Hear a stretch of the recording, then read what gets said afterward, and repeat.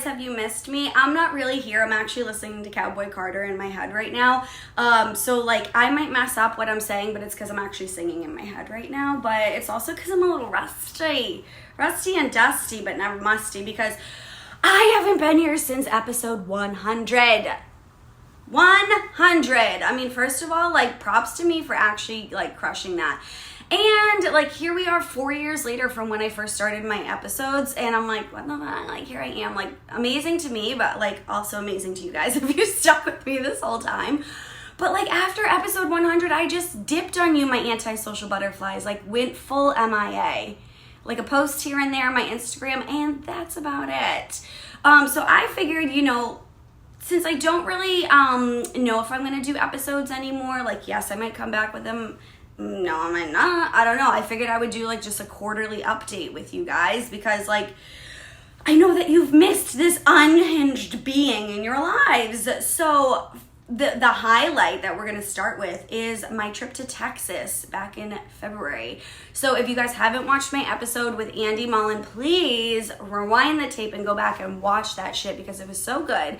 But she's even better, okay? So Andy, I went to San Antonio and Corpus Christi to go like support her, visit her, all this stuff, but she had her solo art show at the Corpus Christi Art Center, or it's probably the Art Center of Corpus Christi, one of those. I'm getting it transposed, but listen, I'm tired right now.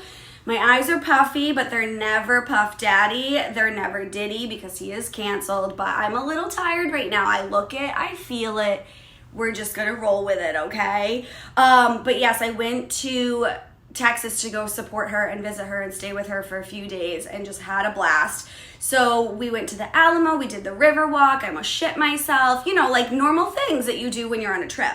And then we went to Corpus Christi where she lives and went to go check out the art show, went to a couple other museums, just had like good quality time. But you know me and how unwell I am, and I'm so happy that Andy is kind of the same vibe as me. You just may not have seen that on the camera, but we decided that instead of going to the Selena Museum, RIP, because Selena's death anniversary was just a couple days ago, like, and it's been 29 years. That's so wild. But instead of going to the museum, we went to her, you know, to the cemetery to go pay respects to her gravesite. And then we decided to go to the motel where she was murdered. And yes, I have pictures of the door. Obviously, like, I don't know who else does this. And then let's just back it up. Yes, we went there. They changed the room numbers. We did our research. I have photos. And Andy's like, whatever you do, you're not getting out of the car. What do? We pull up. She's like, get out of the car and take a picture. I'm like, but you told me not to get out of the car. She's like, get out of the car. But because we were in her husband's pickup truck, and I am really edging on being a dwarf, midget, I don't know what we can say anymore, short person, all of it. I am on PC, like, you know, so whatever. But I was like, pull up near the curb so at least I can get back into the truck, because I am a short shit. So if I'm gonna like be in harm's way, like, please at least like give me an easy like setup so I actually have a chance to get back in the truck, is basically what I'm saying. And so, but then she ended up getting out. We took pictures and all was good. And then we drove by the house that like her family lived in Corpus Christi, and like she also lived next door with her husband Chris. And we went and took pictures. We did everything of Selena's life inside Corpus Christi. We just didn't actually visit the museum. But, you know, we still had a great time. And like, RIP Selena Quintanilla Perez. That was the worst Mexican accent. That wasn't even an accent. I don't even know what it was. But yeah, no, we had a really good time. It was great weather, minus the fact it was so windy that I almost like flashed everybody down like the main road where we went and saw her statue there too. It was quite windy that day. But no, we had a blast. It was such a good time. And that was my travels for this time. And then I had my homegirl H-Town, you know, my little BFF, my niece Hayden, in town for February vacation. So there is a museum that's in Boston right now that I know has been traveling throughout the country called the Wonder Museum. So it's interactive, fun, gay old time, and they have a Kusama exhibit in there. So we went to go explore that. We had a really nice time. Although the line was like super long, you couldn't actually ever like go through different rooms at different times. So it was kind of annoying because you were with the same line of people the whole time, and then you had to sit and wait for like 20 minutes to only be in the Kusama room for like a minute and a half. So it's like, while it's cool, was it worth $75 to go for a minute and a half? And then, I mean, we did enjoy the other stuff, yes, but I probably would have paid no more than $50, like real talk. But it is what it is. And then we went to the Seaport and we dined there. We went to Crumble Cookie, we went to the ICA. You know, we did all the fun auntie and niece things that we could have done because Hayden has been to Boston so many times. And now that she's older, we're just trying to figure out, you know, things that we can make it be fresh to her and not be like, oh, I've already been there a million times, or something that would actually interest her. So we had a great time. And I haven't had her here for so long, so I was like, yes, my girl. She's my fave. You guys know that. And then in terms of like how we were talking about eating, I went up to La Dolce Vita with my friend in Georgetown. So Juliet's birthday was in February, and we went up to go celebrate. It's the cutest little ice cream shop. It has pink flower walls and all these neon signs and all this stuff. So yeah, we drove an hour for ice cream.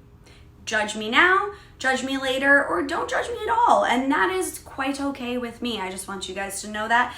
And yeah, it was delicious. Had this bomb-ass Reese's sundae. Like, definitely felt ill afterwards. Did I care though? No, because it was good going down. All of my food allergies and sensitivities, like, I can't stop living life, guys, okay? I cannot stop living life. Sorry, plant. I'm disrupting it. And, so yeah, but you know what, I had a great time, and then we ended up like doing our visual delight tour all through the North Shore, and then ended up in Salem where we had more food, and I was like on a sugar high earlier from the day, and we just had a great time. Our waiter there was like really sweet and all this stuff, so that was great. Forget the restaurant names because I'm trying to tell you guys about like food stuff, but we went to La Dolce Vita, and then we went to that cute, it will come to me probably 10 days after I recorded this, in Salem.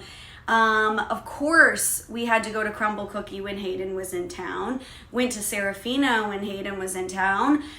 Just with my old roommate, Jenna, went to Moxie's in the Seaport. It's a brand new restaurant that just opened up, and that was like delish.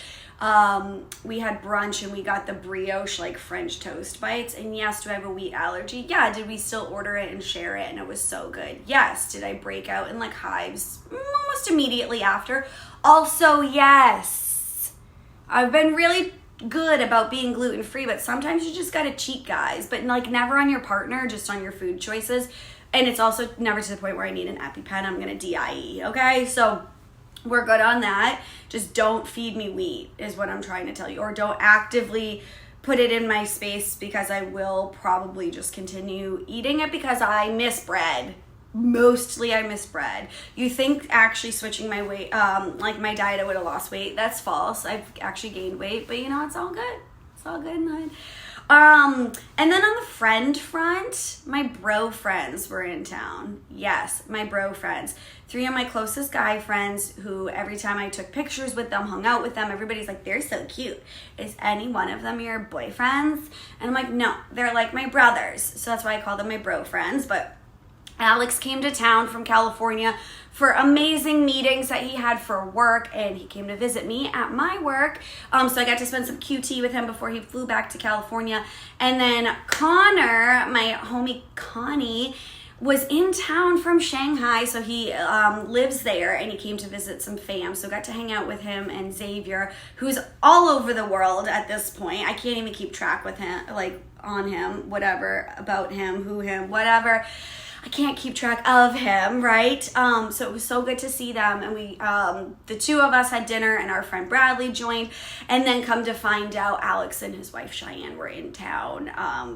As I was texting them in the group chat, pictures of us together. We didn't realize they were also in Massachusetts because they came back for more work meetings. So I felt like the biggest asshole in America, but it's okay because I've got to see all of them like at some point this year, and who knows when I will see them again. So I'm like so pumped that I actually like got to spend time with them.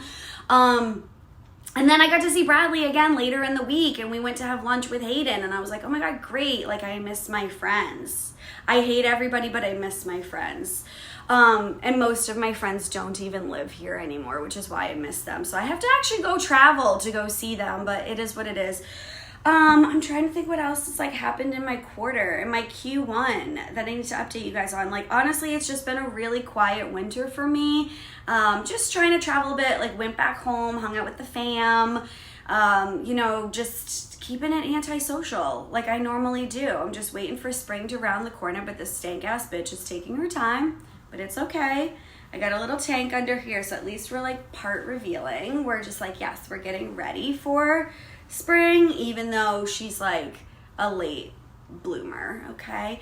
But I don't know. I think that's like pretty much it. I just have missed you guys, so I figured I would do a check-in, see how you guys were doing. No, I actually didn't care what you were doing. This is all about me.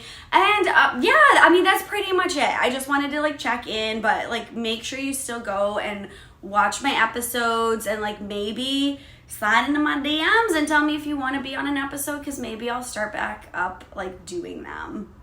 But that also requires time to do them. So I'll make it for you. I'll make time for you. Yeah, I'm trying to flirt. No, I'm not. That's so awkward. And with that being said, I should probably go because you are going to check me into an inpatient if I don't hurry up and like, you know, go take care of myself. But it was so great catching up on my life with you guys, but catch me up on what's going on with you. Drop in the comments what you guys have been up to. Like, I just really miss doing this, okay? But hopefully I'm not gonna like wait for another quarterly check-in, but if it is what it is, I got some good shit on tap for Q2, all right? But love you guys, and I'll see you later.